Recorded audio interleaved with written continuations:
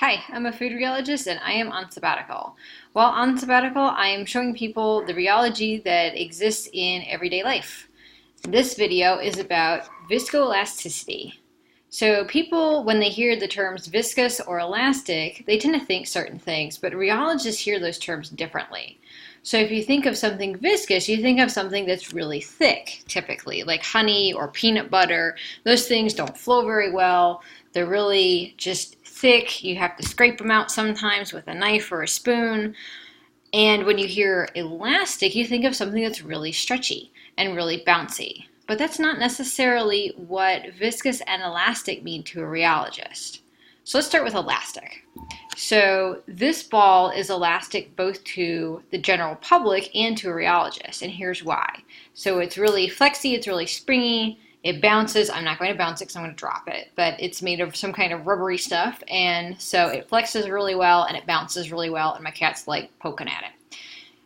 That's the general public. To a rheologist, this is elastic because when you compress it, and so that's what I'm doing right now, you see it's bending. When I let go, it pops all the way back to its original shape. And so that means when I put energy into it by compressing it, it stores all that energy. And when I let go, it takes that energy to retain its original shape. That's what elastic means to a rheologist. It stores all of the energy you put into it when you compress it, or it doesn't stretch very well, it does a little bit when you stretch it. So you stretch it, think of a rubber band, you stretch that out, you let go, it pops back to its original shape. That is actually why you can shoot rubber bands off of your finger, because they pop back to its original shape and they take some of that energy and they turn it from potential energy from stretching it into kinetic energy, and that's what shoots the rubber band across the room. So next time you shoot a rubber band at somebody, that's why it works. Viscous to a rheologist. This stuff is viscous, but it's mouthwash and it sloshes really well and it's not at all thick. So a rheologist calls that the resistance to flow, that thickness, viscosity. This has a low viscosity, but it is highly viscous, and this is why. When I put energy into it by tilting, it flows. It dissipates all the energy I put into it. So when I stop tilting, it doesn't go back to its original shape, which is more or less this. I actually have to put more energy into it by turning the container again, like that, to make it go back to its original shape. So when I turn it, I'm putting energy into it. When I stop turning it, it stops moving and it stays where it is. So it took all that energy I put into it by turning the container and dissipated it. So it has no energy left to return back to its original shape. Now, it will look like it's returning back to its original shape when I tilt it back, but really I just put more energy in. And so when I put energy in by shaking it, it's just taking that energy and it's dissipating it. It's not sticking to the sides of the container. That would be an elastic behavior. It's not doing anything else. It's just taking that energy and moving as much as the energy allows it to move, and then it'll stop there. But then you might ask, okay, so now when you're sloshing it, it's moving, but then it comes back down. Yeah, it does.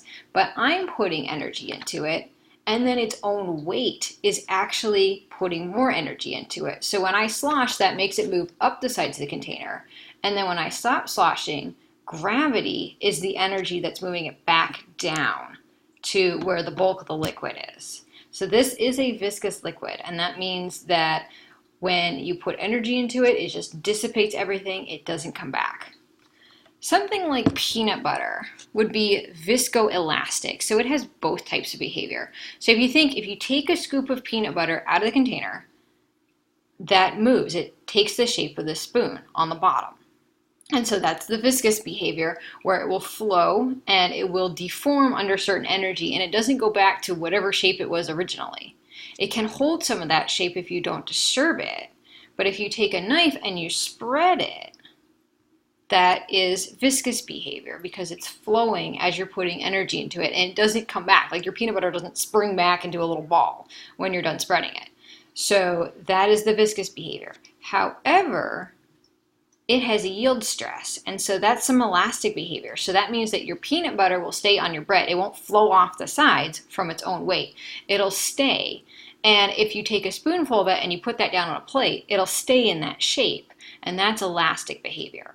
So most foods actually have viscoelastic behavior. They both store energy and they dissipate energy.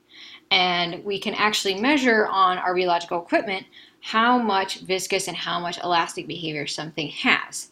That's a subject for a different video, but just know that most foods both store and dissipate energy, and elastic and viscous to a rheologist don't mean what you think they mean.